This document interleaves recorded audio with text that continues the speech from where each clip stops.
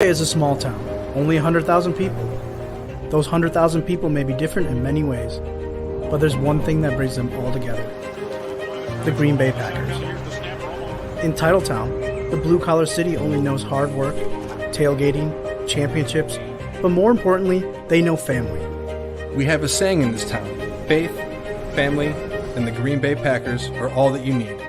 Sanjay and I grew up in Green Bay. You could say that we are Green Bay, or even better, the voices of Green Bay. We bring a local feel of Packer fandom to a worldwide audience. Friendship, family, and football. Ladies and gentlemen, This is the Freezer Podcast.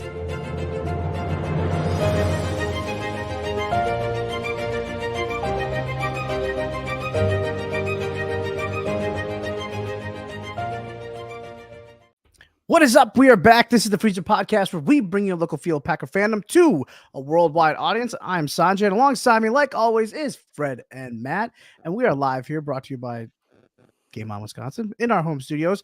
And it is a Victory Tuesday, a really awesome Victory Tuesday. This is probably one of the better victories that you can come back to, because it's not only do you win at home, it's the last game of the season, and also you just won to get your ticket into the big dance.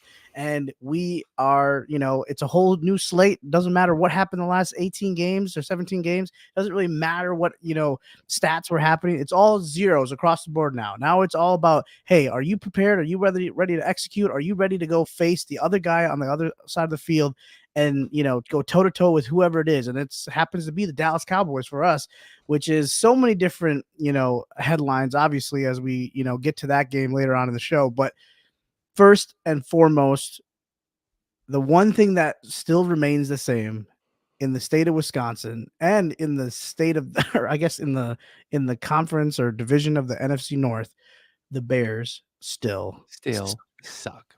Yes, sir. They do. They absolutely do suck. Yeah, it's funny that they just keep coming back to the same exact spot over and over and over and over again. And you know what? So I was at the game, and we were like, half the people we were with were Bears fans. They lost a bet, so they had to wear Packer stuff the entire time. So it was confusing for a moment, but then it got unconfusing really quick when they were like all up in my face after they kicked that first field goal. And I was like, you got 3 points, guys. Like, chill out. That's a whole game ahead of you. So they showed their true colors real quick. But I had so many conversations with them, and like being super nice and being like, what do you guys need to do? Like, what is the problem here? Why can't you learn? Look at what we're doing. You don't have to mimic it, but you should maybe take some ideas. Like, what is the curse behind it?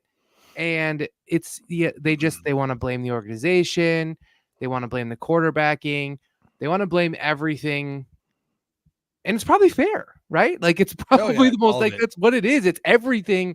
Yeah. And it's bizarro to me, man, that we are still here, and they still are widely delusional, and they'll start next year delusional. And it's already started, man. It's borderline concerning to the people of the South of Wisconsin. To answer, Jeff in the chat asked what the atmosphere was like at Lambeau Field. I gotta tell you, it was straight up a playoff atmosphere. I mean, pregame out in the lot, like everybody's juiced up, a lot of music, people were having a great time. It was nice weather. Sanjay and I took our jackets off for a while until the sun peeked away, and then we had to put them back on. But in the stadium, it was raucous. We did not stand or sit down the entire game. The only time we really sat down was either TV timeouts or change of quarters. We stayed in our seats for the half.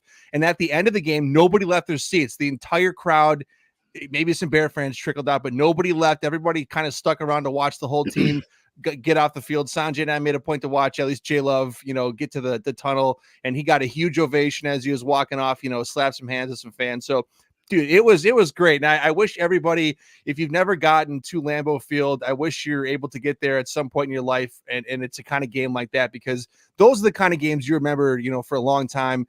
And I know I will for that one. That was a really cool experience to see this team who was 2-5 in October. And we were on this show kind of shoveling dirt on him, wondering what Jordan Love is going to be like. And so to be sitting here and watching that team take the field a year after they ripped our hearts off against the Lions to exercise those demons in front of those fans. I mean, it was a cool experience. And for the Bears, already watching the reactions to him, excuse making, but I think some of them are finally starting to figure it out. Like, you know what, the Packers they know what they're doing. And I forget the name of the guy, but he was former Bears player was on Chicago radio or some TV show, and he was commenting about, well, why don't we have a quarterback like that? I want a quarterback like that can make those throws and get those kind of wins. So, and I was also shocked to find out the Bears are 15-1-5-50 against the Packers since 1992. How you can spend your off seasons and during the season talking that much shit when you're 15-50 against a team is beyond me. So I don't expect it to quiet down this off season. They're going to go, oh, we got all these draft picks and we're going to make it quick. How many stupid coaches? How about you just see it out first? Our first priority is winning the North and also beating the Packers. Like, how many coaches have come in through and said that, and then also have left with a big clown on their face? I don't know. I mean, like, I don't know if there's any like organization. Maybe there is in other divisions. I don't know, but like, I just can't believe that this is kind of the ownage, that we've had over this team. And for a long time, we did have the Lions for a good stretch there too in the 90s, but this team alone is just kind of shocking, which is awesome too, because, soak it in while you can, because you don't know if this is going to, I mean, we don't know how long this will last, but right now we're going to ride it as long as we can, because absolutely this team just can't figure it out. And I wanted to really quick, before we get to the players and everything, and, I think we probably should tip our hat to Matt LaFleur, because that was our biggest question into this game was, Matt LaFleur win the big game? Can he not be out coached by someone, not get too cute with someone, not, I guess Matt LaFleur a game, basically, because we've seen it time in and time out where this guy just has not figured out how to manage the game well enough, or put his quarterback in a position with plays that he needs to like move or march down the field. Could he do that in this game? And he did. I mean, it was a rivalry, divisional game. Like, it wasn't going to be like a blowout like I thought it would probably be, but in the end, you did what what mattered as far as like that last, possession where you get the first down, you do what you need to in that. Obviously, Jones had a big part in that, but then just all across the game, you just found a way to get this offense in a good position to put up points, and then even take field goals when when you probably wanted to go for it on fourth. Yes, did Anders Carlson? We'll talk about it in a little bit too, but it's hard to just always, swallow your, pride and take a field goal. You want to get you want bigger points, but at the same time, points are points. And I think it's nice that he realized that in a big game like this. And I hope he can carry that on into Dallas. Yeah, I think we saw, obviously this whole year, we've seen maturation with the players and even some of the coaches, but especially with LaFleur. I thought, early on in the season, we saw a lot of things that were pretty hard to watch. The penalties, the miscues, the bad calls, just simple, silly mistakes. And I think we all jumped the gun, right? Chalked it up to, he was just, he's not a good coach. He can't get it figured out. I was saying he was not there for it. But that being said, I think this team grew. I think they've made a lot of better choices throughout the season. We saw it again this last game. Right. Not a lot of penalties, not a lot of mistakes. Seemed like the system was ran really well. Jordan Love is more and more comfortable every time. We'll get more into that, but I think he's just done a really good job. I think there's still a few hurdles that I have in my head that I want to see him kind of jump over. Beating the Bears in the last game of the season for this big win, right? I'm not going to try to defamate that too much. But, he's also 14-0 against the Bears, or 15-0 already. So, he's already kind of got that number. I'd like to see him, have to do that against the Lions, right? Because that's going to be the next pinnacle moment of, can you beat the Lions now when it matters? So, but I don't want to take too much away from him from what he's done. And I think one of the more remarkable seasons I've seen him coach in the last couple of years that he's been here, obviously. You're right, Fred. And I think that if he doesn't get at least some Coach of the Year nominations or mentions, he's taking the youngest team ever to the playoffs, to ever get to the playoffs. That's an incredible coach job. You get a first-year starter. Literally, Sanjay and I are sitting there watching the game, and they're subbing out 2 rookie wide receivers to 2 more rookie wide receivers. Yeah. It's pretty remarkable what they've been able to do. And I don't care what anybody says, division games are tough, and the Bears have been playing better as of late, and the Vikings have had a nice defense, really throughout the year. So I take zero credit away from LaFleur and his coach job and how he's been able to keep all these guys on track and keep them focused and keep them hungry. I mean, it's a group that's playing for each other. It feels like they're all picking each other up, and every week they're out there, they're really giving it their all. And I don't know about you guys, it really did feel like they left a blowout out there. I mean, if Melton comes down with that catch, if Dobbs comes down with that catch, if Honors doesn't miss his kick and we don't blow the end of half scenario, I mean, you're talking about maybe 20 more points you probably could have scored. Hell, give me 10 of them, So the game, score-wise is probably closer than what was it actually happened. So I know it gives me a ton of confidence, in this team going forward. And I know we'll talk about the playoffs here, exactly. We'll talk about the playoffs, but I was impressed. I was really impressed from start to finish. And defensively, they were all over Fields. There's a couple of big plays here and there, but really they kept everything contained and just hats off to the entire operation, start to finish. Yeah, it's again another classic Joe Barry moment, right? Here we go. Like he just. That's what we kind of expect, though, right? Too. Like I think, you at least as crappy as he's done this, roller coaster of a season with him. If it's going to be quarterbacks like Jaron Hall and Nick Mullins and Justin Fields, and I would have thought, Bryce Young and Baker Mayfield. Those are the quarterbacks you're supposed to look good against. And yet he wasn't in those two, in that little stretch between Tommy DeVito and, Baker Mayfield and even Bryce Young. And, you buckled up on these last two matchups, obviously against some really good talent in DJ Moore and JJ and, Jordan Addison. So that was huge. And I do expect him to do that against quarterbacks like this because they're clearly not as talented as Jordan Love or even other quarterbacks around the league. But, like you have one to we're going to be facing. Yeah. And right. Exactly. The one that we're going to be facing next week. And that's going to be the big, I guess, big gulp moment for, Packer fans to figure out like, hey, are we actually going to be able to hit toe to toe? Because this is by far the, most explosive offense in the NFC, probably outside of maybe 49ers, but even they can sometimes be a little bit quiet, but this team knows how to put up points, especially at home. And we'll talk about that later, but like, let's just dive into it and let's talk about the guy at the helm. I know we're watching every show. We're watching every analyst on, national TV talking about Jordan Love, but like Jordan Love, honestly, Fred, I think is, it is so refreshing to know that like, this is just the start, this is the very start of a hopefully promising career. And, I do think, whatever he does this weekend, I think is just a nice way to kind of put himself on the map and say like, look, you may have not put me in the MVP conversation. Fine. You will next year. I guarantee it. Like that kind of stuff. Go ahead. Yeah. I don't think anyone really has the question anymore, right? You'll probably find a few turd nuggets out there that want to still kind of debate it and argue it. I get it.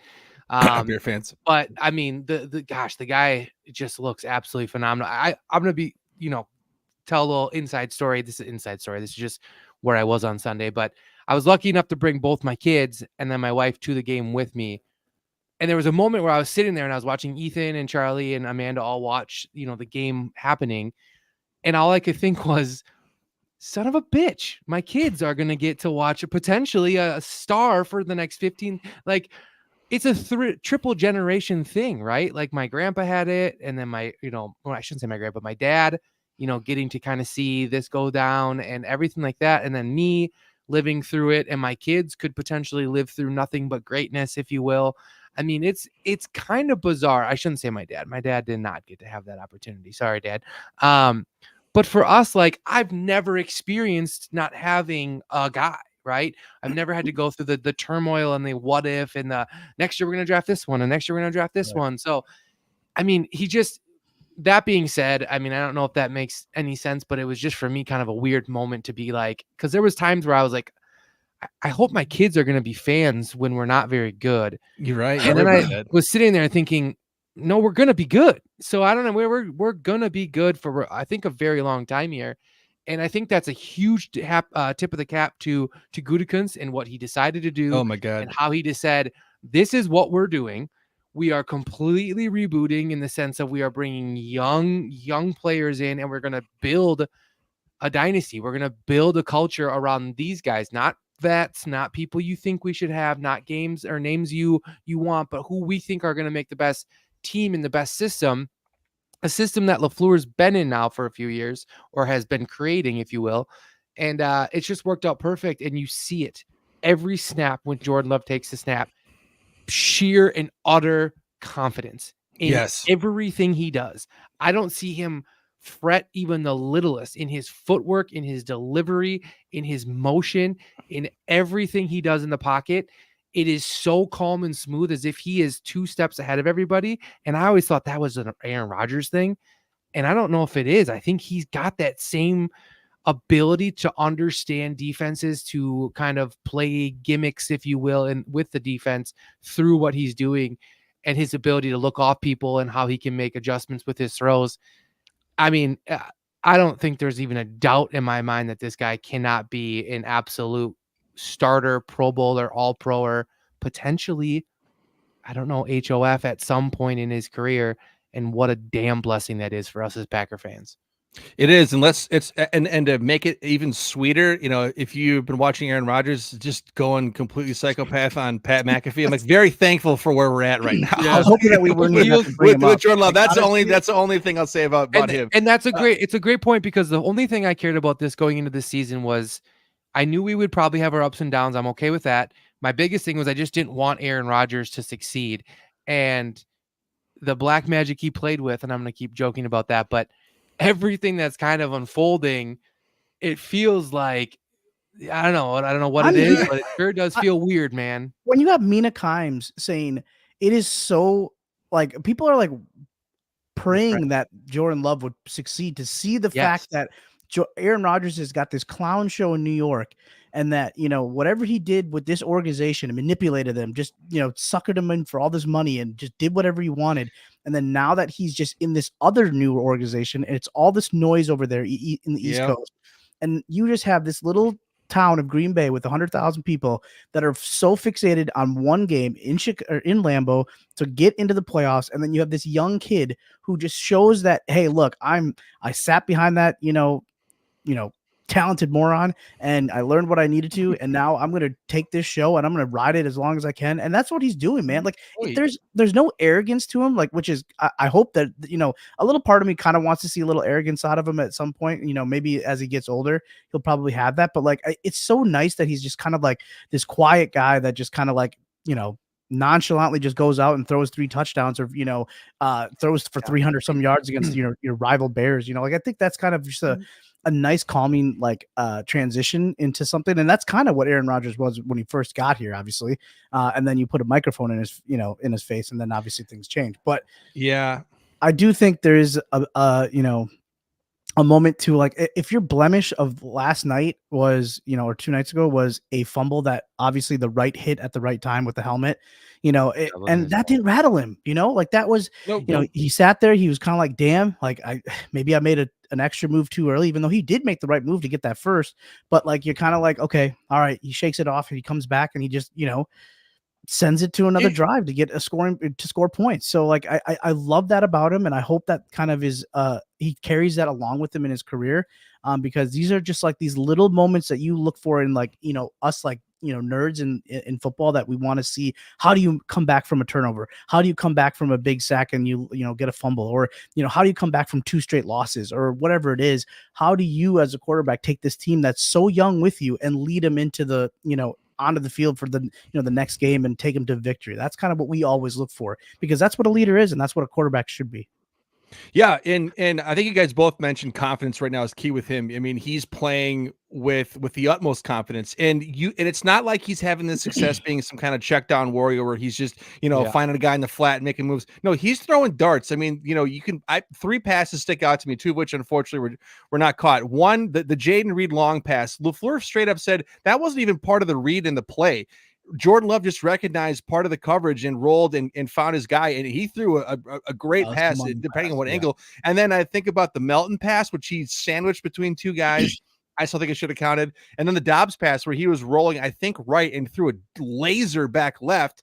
And if Dobbs could have caught it, I mean, it would have been a career highlight kind of play for Jordan Love. So for people who haven't seen him and are still on the internet talking shit, going, he's not that good or whatever, I'm like, no way, man. Like, he's not out there just making easy checkdowns and guys are turning, a 5-yard pass into 30 yards. He's throwing legitimate high quality on target passes to first and second year receivers. And we've all watched nothing but Hall of Fame QB play. I think we have a pretty good eye of what constitutes a dangerous quarterback or someone Who's who's got the playing it good. factor? Those passes to me are like, that's it Yeah. right there. And that's what you want to see. And I think that's just, I don't know, man. I don't know how to put it into words, but just thrilling to see. I feel like we should have known. We all should have known. I mean, obviously we don't. Obviously, did know, but- I know. Obviously we don't, and obviously we want to be skeptical, and it's just the nature of the beast. But here's why we should have known: 3 years, right?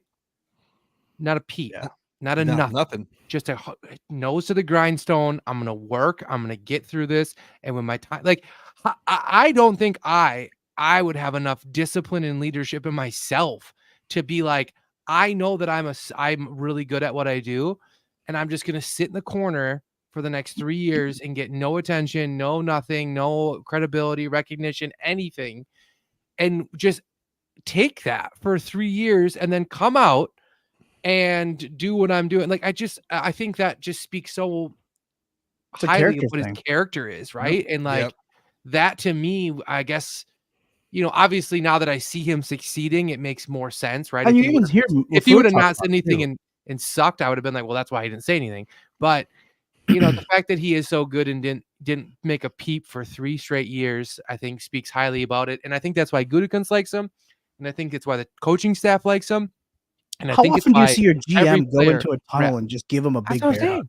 Never. Like, Yep. And you LaFleur don't- after the We've game. never that video has never surfaced for the I don't think last I've ever seen Jerry Jones go down and 30 hug years Dak that I've been a Prescott. fan. I And I've don't seen think I. Goof go down there and high five and hug his it's crazy. Yeah.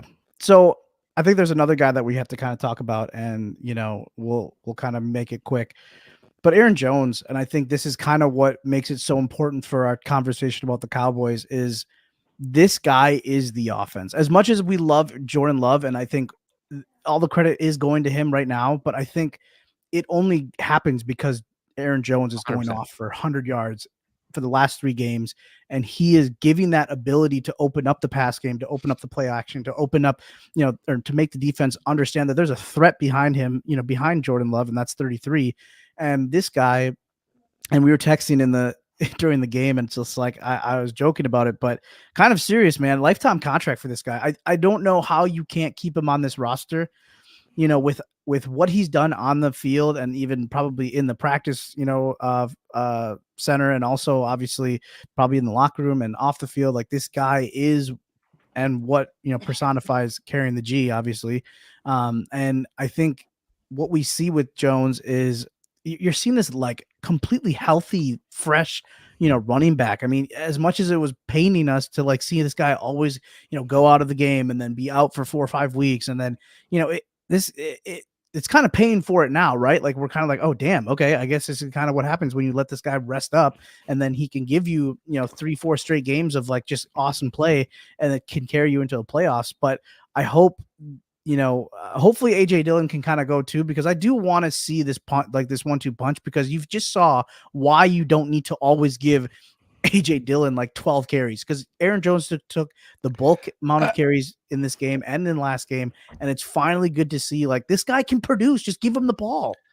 Yeah, and that was really the point I was going to make, was that the last 3 games, Jones was given over 20 carries each game, over 100 yards all 3 games. The offense was rolling in all 3 games. So if anything, we always knew he had that kind of talent. I think that's why fans are frustrated, because we thought, just give him the full tote and he's gonna make it happen for you.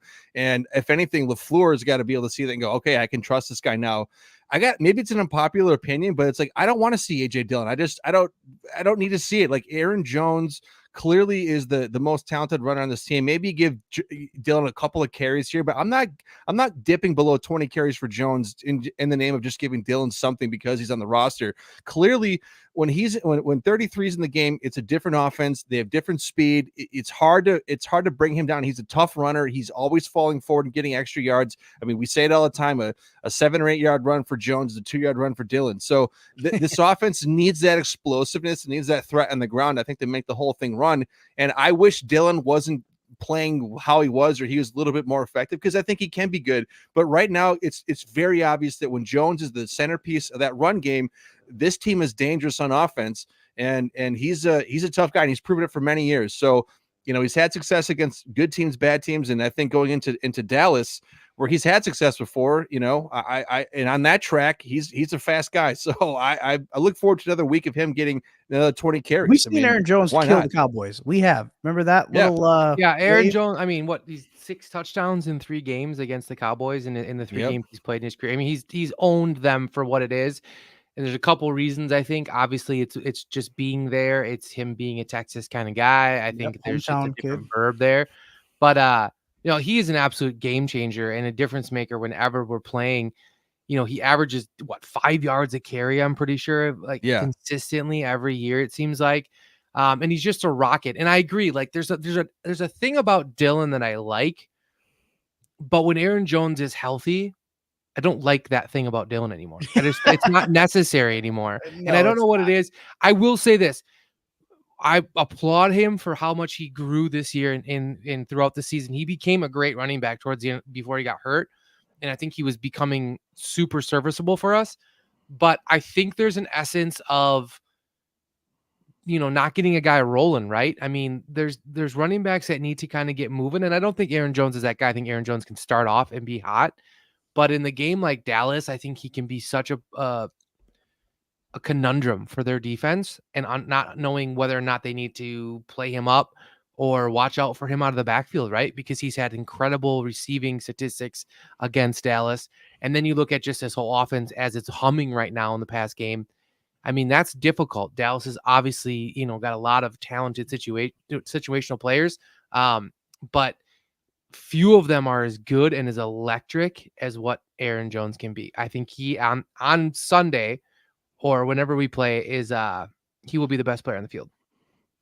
Yeah, and I hope. And here's the thing about Dillon too. I do think he's your backup running back. He doesn't need to have 1,000 yards, rushing to be successful. Like he's already actually had a pretty nice season. Like I do think he's carried the load when Jones was gone. It's been tough because it's like you always see him. It's like Matt said, Aaron Jones 7 yards is 2 yards for AJ Dillon, and I feel like that's going to be forever his thing. And yeah, that's hopefully, and we can talk about draft stuff, after the season's done. But if I had to say, that would be kind of a concern I would be looking into too, because you have to make that question sooner or later, because AJ Dillon his contract expires this year. Obviously Aaron Jones obviously is, going to be 30 and will have a pretty big cap hit. So what do you do with his contract? So do you look at someone in the draft and, how do you play it? And I do have a theory about that, but I'll talk about that after, the game, because we got to focus on, the playoffs for right now. But real quick on the wide receivers, and then we can talk about the defense. But this wide receiving group is kind of funny because Matt and I are just sitting there tailgating and we're like, all right, 15 minutes till inactives. We're just waiting for it down, having our nice little cup of chili. And we get the Twitter notification. It's just like, no Christian Watson. And at this point, we've kind of just expected it, right? Like we've just kind of been like, this guy just can't, it was kind of early season Jones, right? We were like, okay, Aaron Jones is probably just not going to play. So now it's kind of Christian Watson, and it's kind of getting frustrating to say the least, because it's like, what this guy has, and he has the it factor when he's on that field. I mean, he is a difference maker. This offense is completely different. I think it could be a whole nother notch of excellence, I think, because right now they're just, okay, they're getting by, they're making a lot of plays. And I love Wicks right now. He's, killing it. And I think you add one more weapon, like a Christian Watson, it's completely it befuddles a defense, honestly, because who do you cover? And it's just like, okay, well, right now you got an inconsistent Dobbs, you have a trending up Wicks, and you have a baller in Jaden Reed. I just think you need one more guy on the outside, and that's supposed to be Christian Watson, but he cannot get on the field. And like Matt had kind of said, and I'll, you know what, actually, Matt, go ahead. I'll let you take this one, because this is the resident wide receiver guy here, and I think he might be banging for a new wide receiver. Well, it's just his talent's undeniable, and he, like Aaron Jones, he's a field tilter, and with his speed and his size and his range, I mean, he truly is, and that's why it's so disappointing that he can't get on the field. And if he's going to play 6 to 8 games a year, it's like you're going to have to backfill that role in the offense, because like Jones, when Watson's in the game, it's a different kind of offense. They can do more things, and it really opens up the playbook probably even more. And so, but to all the other guys' credit, man, I mean, going into the year, like, well, I don't know what's going to happen here. You got a bunch of literal first and second year guys. And by the end of the season, we're all going, oh my God, like they had a full boat of dudes that going into next year are going to be dangerous. And someone mentioned Bo Melton. I mean, he looks phenomenal. I got to eat my crow, man. He's not just a guy, man. He's got something that, and he's got speed and some shimmy. I was telling this to Matt. There is something about a guy that's on the practice squad. He will have something on anybody that was drafted. He will have that go, that Energizer bunny in him. He'll have that fight. He'll have that heart that no one can ever match, because this guy's fighting for a roster spot. He's fighting for a paycheck. He's fighting for food on his table, because he doesn't know when he's going to get his next, chance. And those guys are the scariest guys to find. And that's probably why Gutekunst and Ted love those, practice squad guys, or like those undrafted, free agents. Like those are the guys that really grind for you. And they truly are the guys that probably end up winning you a Super Bowl. But go ahead. Well, I don't want to go too much further next, because we want to jump in the Dallas stuff, but yeah, he's a grinder, and I don't know if the cameras showed it, but he was juiced up the whole game. And the end of the game, when we were taking the victory formation, he was hyping the crowd up. So I don't know, man. I just think that he's got some type of hunger to him and some fire that I hope he can keep that going. Yeah, I think this entire wide receiving core, quickly, I think they have to play every week for their position. There's not a single. There's no 1. There's no 2. Exactly. There's no 3. There's no 4. It's every week. It's every week. It's like we're gonna go out, and I guess whoever is gonna get it's gonna get it, right? We're not gonna. It's not really like a whatever here. And I think they're gonna have to continue to battle that, and it's gonna go into the offseason, and it's gonna go into next season, and maybe that's the route healthy that battle wants, And I like that. I love it. I said that beginning of the season for Musgrave and Kraft. That I wanted to see that really kind of play out. And I thought they were going to both lift each other up by their play. And I think we're seeing that the most with the receivers is that these guys are playing lights out, because they know that it's not a hot seat per se, but it's a constant revolving door of like, who wants it? Who wants to be the guy this week, and who wants to be it? And last point about this, to put a bow on it, like Jordan loves finding all these guys. He's not just like I hated Aaron Rodgers' late career. He just threw to 2 guys and that was it. He wouldn't look at anybody else. You have no idea who Jordan Love's going to throw to right now. He's finding his guys. Whoever is open is getting the ball, and that's why you don't see like one guy dominating the stat line. So that just makes the offense dangerous. And I want to say really quick too about the tight ends. Love Musgrave coming into the season. Kraft has completely won my heart. I think he has some. I think he's got. I see things in him that I'm like, we might have that like generational dude. I'm not going to say the word Kelsey, because I don't know if that's fair yet. But it kind of has that feel though. But it has this weird feeling of like, this could be the next generation of tight end, right? He could be it. And if Musgrave comes back and feeds off that or feels that competition and brings his level up, because I think his actual talent level is probably bigger than Kraft's. We're talking about a very, very potent offense potentially for 4 years before we even have to open up a checkbook. But that's the credit, like Matt said, to like, Jordan and also Matt LaFleur, that finally someone's looking at everybody. They're looking at the scheme. They're not caring about what number jersey that guy is. And he's like, oh, I got to get it to him. It's more just, hey, that guy's open. And it happens to be, in 12 personnel or whatever it might be, or 11 personnel. And that a tight end is open a lot. And that's exactly what we were like crying for inside the 20. Why don't we use a tight end more? Why do we always need to find like, a Mercedes Lewis or like, Jimmy Graham or, Martellus Bennett? Like they never work. Because Aaron Rodgers wanted to get his buddies roster bonuses or catch bonuses and bullshit. Well, that guy's a loser right now. So I do think I also want, to put a bow on it too, is like just with these wide receivers, I think I wanted to ask you guys this question. It's like, we were always saying like this number one, Jason brought up like the number one receiver Like, I don't think there is one. And I don't think, the traditional guy of like, the big Devontae or the guy that's 6'3" or whatever, it might not even be that. Heck, it might be Jaden Reed, at the small, slot guy. Like the offense may revolve around him one day, or it might be revolving around Dontavian Wicks, which it kind of, ended up being last night. Like whatever it might be, that's the beauty of what Jordan Love is doing with the offense. He doesn't care. And I hope that kind of continues moving forward.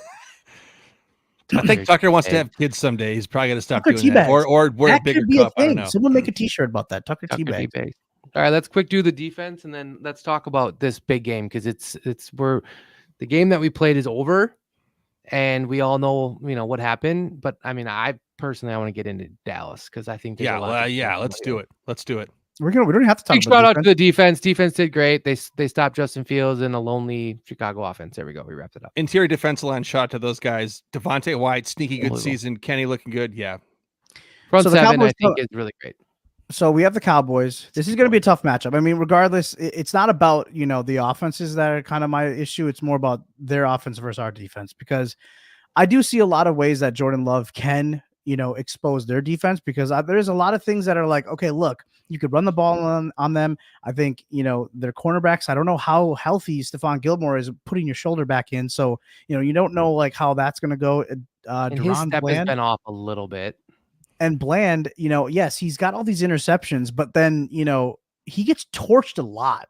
He's Trayvon Diggs thing. Same thing as Diggs last year. And, if Jordan Love's not making those mistakes, I don't know. Like you can't just always depend on him to get an interception. So I don't know.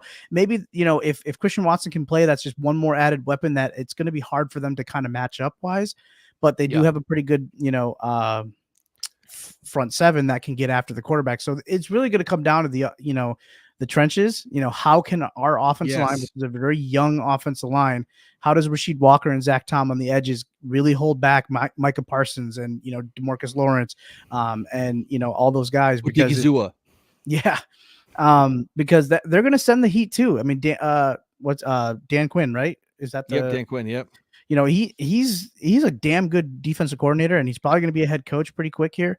And, I think he's going to send the heat to Jordan Love and see like what he can handle. And I think he's done a good job this season. But the thing that scares me the most is our defense. I don't know what defense. I mean, it's nice to have Ja back, and it's nice that he's, hopefully he's getting that rust off, and he's, maybe going to get his, season legs under him, which he's got to have fresh legs now because, he hasn't played damn near anything. So, him and CeeDee Lamb is going to be the marquee matchup going into this game. But Fred, your thoughts? I mean, if you want to take the offense or the defense, it's up to you. No, I mean, I'll kind of do just a quick little overview of it. I mean, I think, Ja matching up with CD, I think actually, I think that matches up really well for us. Honestly, and that's not to take away from CD. I think CD's had an incredible season. I think he's an electric player. He's one of my favorite receivers to watch, but I just think he matches up really well with Ja. If we play Ja on him, if we follow him, which people are obviously in the chat talking about, I think that's a huge part. I think he can get in CD's brain. I think he can get in his mind. I think he can be physical off the line. And I think that's where you slow CD down a little bit.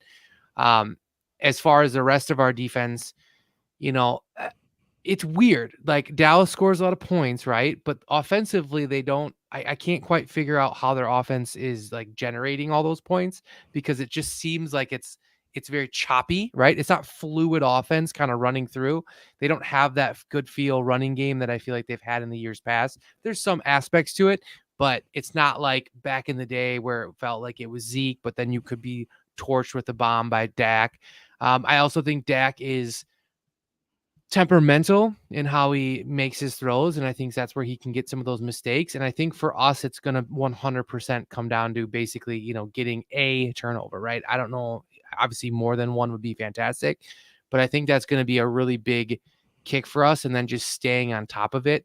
Do you guys feel, I'll let Matt and you guys kind of jump into the rest of the things I didn't talk about, but do you also feel, is there a psychological hurdle, obviously, and this will be talked about all week, I'm sure, but between the McCarthy-LaFleur thing, and is there an advantage or disadvantage to either one of them there?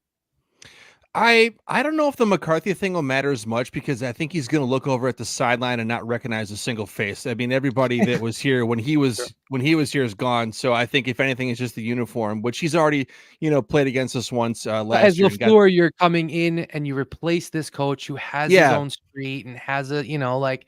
I mean, Is he's there 1-0 ever like against him, so yeah? I think if anything, the psychological part is going to lie on the Cowboys, who have kind of underachieved in the playoffs over the years. They've had some really good teams that had high expectations, and they didn't get the win for whatever reason in the playoffs. So I think coming into this game, to me, 100% of the pressure is on them, and the Packers are coming in. If house money ever applied, this is the game that applies to. The Packers. You could say they're lucky to be here. I think they've earned their way, but they shouldn't be here. They're written off during the season, before the season. So to me, they get to go in and they get to play loose, and they get to kind of embrace that underdog mentality, which I think that they've done really well throughout the year. And Dallas is the one that's going to be trying to play mistake-free football. They're going to try to be not looking past the Packers to the next opponent. I mean, they're going to have to figure that one out. So I think that psychological component, breaks down to that. And, but this game to me, as Sanjay mentioned before, screams trenches. I mean, one of the kryptonite things about the Packers is if you could rush 4 against their offense and drop back, it's tough for them to kind of get going. So, can you control that line of scrimmage? Where I think Zach Tom and Rasheed Walker have played pretty well against some top-notch rushers over the years. I mean, even last year, Micah Parsons, they kind of held him a little bit too. I know you had maybe Dave playing a little bit more, but and then on the other side, I just the hard part is going to be our defensive front. Can you get in on that big offensive line? You got Tyron Smith. You got some pretty good players on their side. The run game isn't that scary. I think it's kind of more just a utility tool for them. So can you get Rashawn Gary, Van Ness, P in there and try to disrupt Dak a little bit? Who is mobile? He can roll out of the pocket and hit some guys down the field. So stay disciplined, stay in your gaps, and just don't let those two sides of the ball on the line, get away from you. If you can do that and maybe generate a turnover, I think you can stick in this game. I do think there is an element where Dak Prescott kind of overthinks things because he does have mistakes. He does throw picks. We've seen him do it. You've seen McCarthy even have some bad issues too with, game clock management. Like, I mean, against the Lions, like, what are you doing letting them pass all over you for an entire minute? You gave them all that time to, run down the field on you, and they score a touchdown, tie the game. And then obviously, Dan Campbell being as aggressive as he is, he tries to go for 2 to win the game. Like, are you going to do that again against us? Because I'm going to tell you right now, I mean, if you give Jordan Love a minute or minute and a half, whatever it is, he's going to go down the field. And I bet you Matt LaFleur, with no care in the world, will go for 2 as well. So I do question, Mike McCarthy and his, some of his decision making. Will that kind of, catch up to him? Because it's haunted us in the past. But Dak Prescott too. I mean, you have to have a big game. Like I know someone mentioned it with the pass rushers. Gary can't go quiet. We've seen it before where he just, you don't hear his name get called. Like, you don't see him. I mean, I'm not expecting him to hit the stats, but I expect him to be a wrecking ball in there and just causing havoc. And five games without a sack. Oh, see, I mean, now he should have maybe got that half sack, like, because I don't know if he got that half sack last night or 2 nights ago. According to I mean, he's still a presence, but like, what will they do when it comes to a playoff game? I mean, it's awesome that Carl Brooks and Devontae Wyatt and Preston Smith they come to play, and Lucas Van Ness. I mean, they came to play against the Bears. I want to see the guy that we just paid big money, go and make his money. Yeah. So that's going to be a big one for me. And I also want to see. I want to see too. Sorry to jump in, but I want to see. I want to see Barry be a little dangerous too. I want to see a couple blitzes. I don't want to see this whole we're gonna bend, not break, nothing over us, but we're gonna let them chunk, because the chunk will turn into a touchdown. And I get the philosophy behind it, and I understand that it does. It is more successful, I think, in the long run. But I'd like to see us not sit back waiting, but to be aggressive in going after Dak. I agree. Getting in his head a little bit. Stats, though, all of our sacks were like on man. Like, we were running man with, and then we were getting those blitzes, and we were getting those sacks. Do that. This is kind of the blessing why Ja was gone. You had guys like Valentine getting starts. Now you're that deep at corner. Well, right? And Fred's right. It's like, it's like play like there's no tomorrow, because there may not be. So to me, it's like, you're going into this game and no one's expecting you to win anyway. So let your nuts hang out and go play an aggressive defense and pull out some crazy, blitzes, do some things off the edge, try to get a couple extra plays that you maybe wouldn't have done before. But what do you have to lose at this point? It's like you're in the playoffs, and if you can pull off a win, and stun the world, I think those are the kind of things you got to consider. So don't sit back on your heels and try to play a defense where you try not to lose. Dictate again. It's working for you. They've gotten much more aggressive the last 5 or 6 weeks, and everybody has noticed that results are trickling in as a result of that. So I think that you're hit the nail on the head on that one. I think too, another really big part of it, and something we hadn't seen in like the last couple of years, is our defense having the opportunity to rest as our offense creates long-standing drives, right? Yeah. So it felt like when the last 2 or 3 years that Rodgers was here, how many 1, 2, 3 and outs in like 8 seconds, and you see our defense he's back on there God. after the defense. It was trash. I'm over Rodgers, man. He's just sucked. I think it's just. I think to Joe Barry's defense, I guess, on this is he's going back out there. His defense is built to kind of be that bend not break, don't let anything over the front of you, but kind of whatever. And when they're doing that, which usually results in decently long drives, and they're exhausted and they're continuing to come out, that's when you start having the issues. Whereas with this offense and, running the ball and short passes and a little bit longer of drives, it feels like they're are we getting like 7-minute drives? I would love to know what our average is on our touchdown drives, because it's a lot. And then you're giving our defense time to rest, and they've got more energy to get, those edges to rush more. Like it's all a flowing circle, right? That's what I'm saying. Like it's the perfect circle. It's a harmony of life in football, right? And if they can continue to do that, if we can do that in Jerry World, I think we're going to be successful, because even though we maybe don't have the Micah Parsonses, the Dexter Lawrences, or the Julius Peppers, or whoever the people you want to call, I'll throw some names, but we like the guys that we have, the Wyatts and the Brooks and the Clarks, the Garys, the Prestons, the Van Nesses, like they're good enough, if not great, to get to where they need to go to. And if they're energized and we have a healthy rotation of them, we're a the guy is a baller. Like in the run game, that guy's always in the backfield. I don't know. That guy is secretly going to be getting some playing time. I don't know if it's not against the Cowboys. Hopefully next season he makes that next year jump, because he is a factor. I think. Like I agree. Think he's got some tenacity to him, and he's got a bit of an edge that I like, and I think he brings it, especially when Gary and Preston are out. It's a nice little like swap. I really do like him in there. So, the other thing I'll say too, I want to quickly say is that I was talking to somebody who lives down in, the Dallas area, and the kind of consensus thought process that he was talking about was all the Dallas fans and the Dallas media is basically being like, well, this is the easiest route to the divisional. We're going to just see. We got it made. It's going to be just a simple cakewalk right in. And all I kept thinking was how, like, it's the Bears thing too. Like, how stupid can you be? Like, stop doing that. You've always done that. You put the cart before the horse. You're I'm the America's team and we're going to do it. And it's like, just relax. Like, hold on a second. It's actually not true. I always say that the best team in the NFL going into the playoffs is the team that's winning right before the playoffs start, right? Not week 7 or 13 or 14 or 15. It gets into that week 17, 18. And right now we look like a better team, whereas Dallas doesn't really, right? Like you look at their wins and losses in the last 5 to 6 weeks. It's not that impressive. They've had some losses. They had to come back and beat the Commanders. They were down. Yeah, they lost. Then they lose a couple games against contenders, right? Against your Niners and your Lions.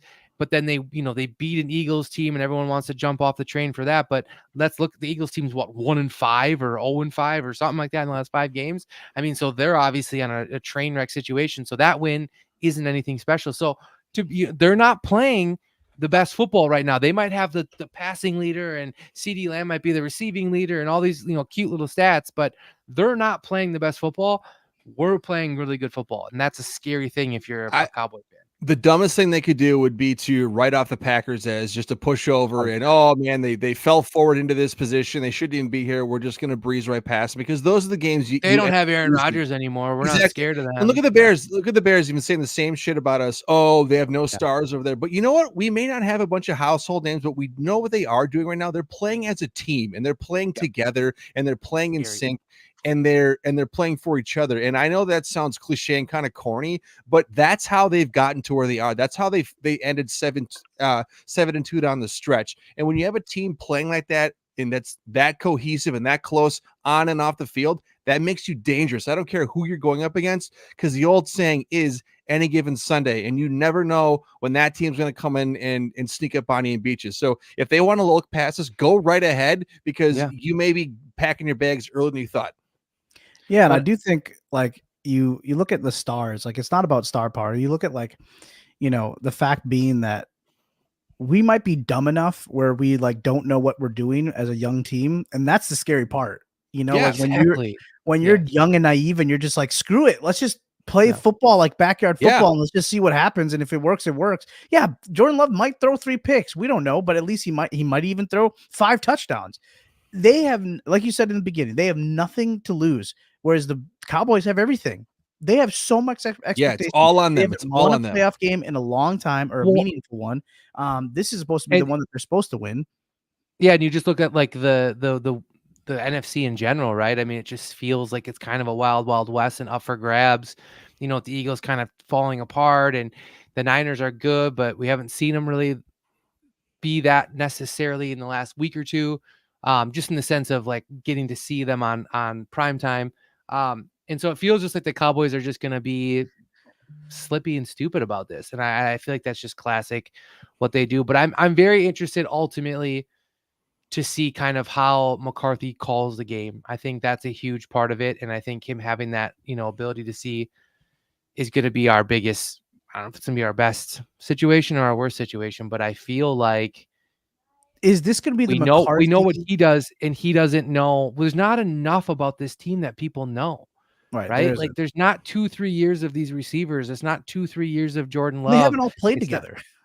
So, like, but that's, like, the system itself. I feel like MLF system right now is humming.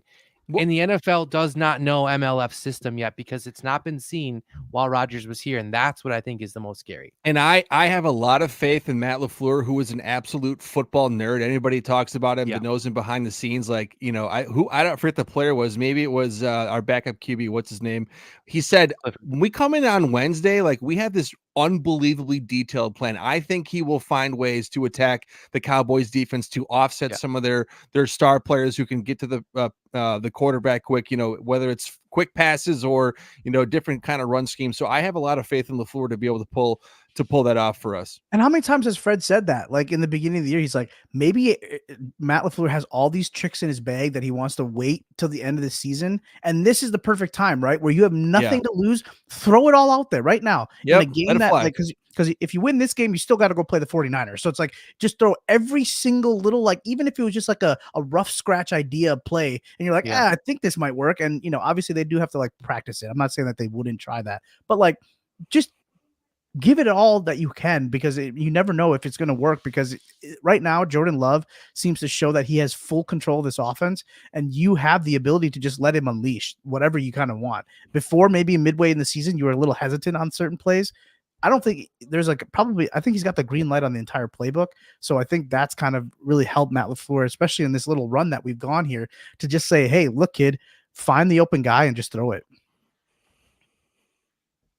All right, Matty Ice, what do you got? Okay, well, I mean, let's be honest. This is gonna be a tough one. It's gonna take the Packers A game to win this game, or the Cowboys completely, step out on the field and slip it on some banana peels along the way to get this dub. But I will not deny that this team is surging, that they're playing well, playing together. I fully believe it's going to take probably 30 points to win this game plus. Dallas is a dynamic team, very fast paced. They have a lot of great players. Dak Prescott to me is an MVP candidate, if not the outright MVP. So the Packers are going to have to come in and like I said, let their nuts hang and just kind of go for it. So you know me, I'm never picking against my boys. I got to go with the Pack on this one. Anders Carlson buries one in an ode to Mason Crosby doing the same thing a few times at Jerry World. I'm gonna take Green Bay 34, Dallas 31. Nice. Anyway. Here's what I'll say. All right. So if we lose, we're gonna be the most overachieved team basically that I would have 100%. Ever imagined. Even if we win. And if we lose, if we get blown out, well, of course the football guy in me will be upset, right? Obviously, I'm going to be like, dang it. But after one night's sleep, I will guarantee you that I will wake up and be like, this was one of the funnest years. And I cannot wait for next year. The anticipation for next year will be even more than ever. But I'm not going to get to that point yet. I want to go to this game. And I 150 bajillion% believe we will beat them and we can beat them. I am not at all terrified of this team. And I think what our team is doing right now is surging. And there's not enough knowledge around the league to attack us the right way. They don't know what's going on. They don't understand it. Guys are getting dramatically wide open in different zone coverages and even man coverages. We're seeing guys like Bull Melton become $130 jerseys, right, at the pro shop when he shouldn't be there, right? I can't believe that. We're seeing guys like Dontavian Wicks that are coming through and becoming a household name. Matt's next jersey. Aaron Jones is running better than ever. I think our offensive line has found its spot. Jordan Love looks like one of the best quarterbacks in the league right now. And our defensive front seven is, I think, just getting started. And I think this is an absolute prime time 100% game for Rashawn Gary to just come out and be it's time. Mother effing Gary. It's going to be in Jerry World. It's going to be in prime time. And Bane Gary is going to put his stamp on the last game of the season. I'm pretty sure, wasn't it last year too? I think the last game of the season or the game before, he had a really good game with like 2 or 3 sacks. So I think he's going to be an absolute monster. I think Jair is going to lock down CeeDee Lamb. I think that Aaron Jones is going to have 100+ all-purpose yards, no questions asked. And I think we're going to win the game. I was going to say 35-28. So I'm going to go 1 touchdown short. And I think it's going to be, I think we're going to have a barn burner in the sense of it's going to be Dallas driving at the last last minute and a half of the fourth quarter. And it's going to be a Dak force tip interception, game over. That's where we're at. Love it. I 100% feel confident that we can do this and just continue this train of shocking the world. If we were to do so and get to the Niners, we'll discuss that at a different time, but we are going to beat the Cowboys. Love it. Well, I mean, that's like my biggest scare is Joe Barry. Like, I just don't know what Joe Barry you're going to get. He has proven to show against some of the better quarterbacks in a Goff and a Mahomes and a Herbert that, hey, look, maybe we don't have to be scared of these guys, right? Like, just because they come waltzing in here being gunslingers, doesn't mean that they're going to do that in our house or against us.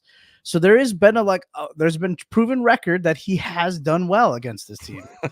But, at the same time too, I do think Dak Prescott also can show his, stripes, and he can make some mistakes. Like Fred said, he'll throw that tip pass, and, I don't care how many times you say, here we go. Whatever you want to say, however many times you go, here we go, I'm going to throw a pick. He could definitely do that. And I think this defense is so many little tip passes or that awkward throw that kind of goes right through their hands. They're one interception away from just taking that out of the house, or at least, I haven't seen, other than that Viking game on the tip Ballantyne got, I want these cornerbacks to get these interceptions. They're so close. I feel like they're just always, it hits them in the hands. It's like Ballantyne has 3 picks that I think he had a pick 6 last game.